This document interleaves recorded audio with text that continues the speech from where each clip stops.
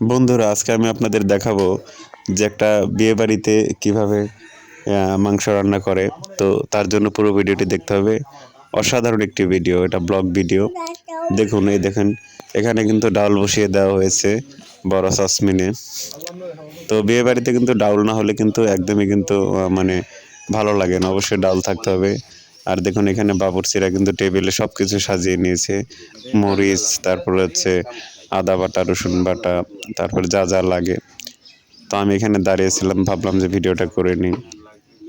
আর আজকের দিনটাও কিন্তু, আবহাওয়াটাও কিন্তু অনেক সুন্দর। মানে শীতের দিন হলেও রোদ কিন্তু আকাশে ব্যাপক ছিল, শীতও ছিল না, গরমও ছিল না। সবাই দেখুন জায়গায় জায়গায় বসে আছে। এখনো খাবার দাবারের অনুষ্ঠান আমরা তৈরি করছি, খাওয়ার টাইম হচ্ছে দুপুরবেলা। তো আমি এখানে বসে আছি, যে আমার মেয়েটা এদিক দিয়ে হাঁটতে দিলে দেখুন পড়ে গেছে। আমরা দুজন ভাবলাম যে একটু বেরিয়ে আসি রাস্তায়, ওদিক দিয়ে বাজার থেকে। তা আমি আমার মেয়ে বাজারের দিক দিয়ে যাচ্ছি। এই জাম্মু, এইদিকে তাকাও, এই আস্তে আস্তে আস্তে পড়ে যাবে হাফিয়া। এই যে আমার মেয়ে দেখুন দাঁড়িয়ে আছে।